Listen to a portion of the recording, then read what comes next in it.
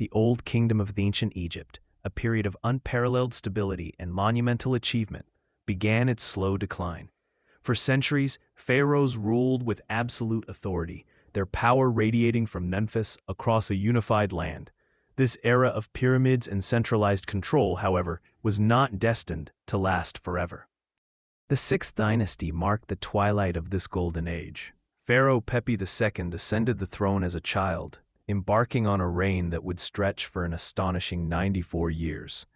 His unprecedented longevity, while remarkable, inadvertently contributed to the erosion of royal power. As Pepi II aged, the central administration weakened. Provincial governors, known as nomarchs, grew increasingly independent, accumulating wealth and influence within their local territories. Their loyalty to the distant pharaoh diminished, replaced by a burgeoning sense of regional autonomy. The once unquestioned authority of the pharaoh began to fracture.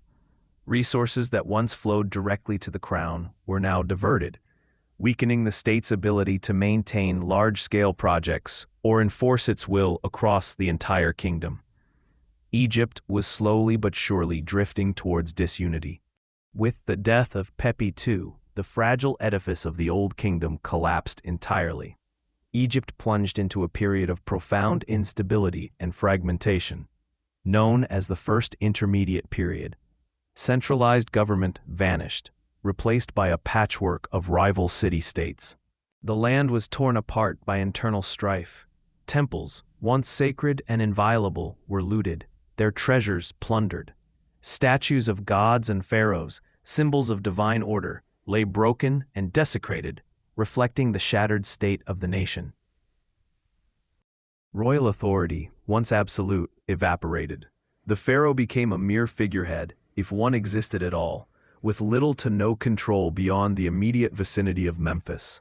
The unified two lands of Egypt ceased to exist in any meaningful sense. Two prominent power centers emerged from the chaos. In the north, Heracleopolis Magna became the seat of a new line of kings, attempting to assert control over Lower and Middle Egypt.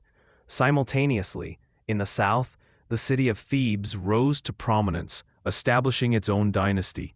These two rival houses vied for supremacy, engaging in intermittent warfare that further destabilized the land. The struggle for reunification would define much of this turbulent era, as local rulers fought to carve out their own spheres of influence. Amidst this societal upheaval, a profound shift occurred in religious beliefs. The pyramid texts, once reserved exclusively for pharaohs, evolved into the coffin texts. These new funerary spells, inscribed on coffins, became accessible to commoners, democratizing the afterlife. This spiritual democratization reflected a changing worldview. The divine king was no longer the sole intermediary to the gods. Individuals could now seek their own path to eternal life. It was a testament to the resilience of Egyptian belief, even in the face of widespread despair. The immediate aftermath of the Old Kingdom's collapse saw the rise of the enigmatic Seventh Dynasty. This period is shrouded in mystery, characterized by an incredibly rapid succession of rulers. Some historical accounts suggest dozens of pharaohs reigned for only days or weeks. This fleeting succession underscores the complete breakdown of central authority and the inability of any single ruler to establish lasting control. The very concept of kingship was in disarray, with no clear line of succession or stable administration. The Ipuwer Papyrus, a remarkable ancient text, offers a poignant reflection of this societal collapse. It describes a world turned upside down, the poor becoming rich, the rich becoming poor, and chaos reigning supreme. The papyrus laments the loss of order and justice. It speaks of widespread famine, lawlessness, and the desecration of sacred sites. While perhaps an exaggerated literary lament, the Ipuwer Papyrus vividly captures the profound sense of despair and disruption that permeated Egyptian society during this dark age. From the ashes of fragmentation, a new power began to consolidate in the south. The Theban rulers, steadily gaining strength, embarked on a campaign to reunify Egypt. Their efforts culminated in the rise of Mentuhotep II. Mentuhotep II, a king of the 11th dynasty, launched a decisive military campaign against the Heraclepolitan kings. After years of conflict, he finally defeated his northern rivals, bringing the entire land under his control once more. His victory marked the end of the First Intermediate Period and the glorious beginning of the Middle Kingdom.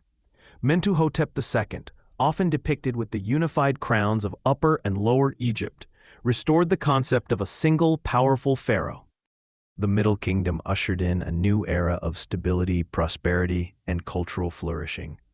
It saw a resurgence in literature, art, and monumental building, along with significant administrative reforms.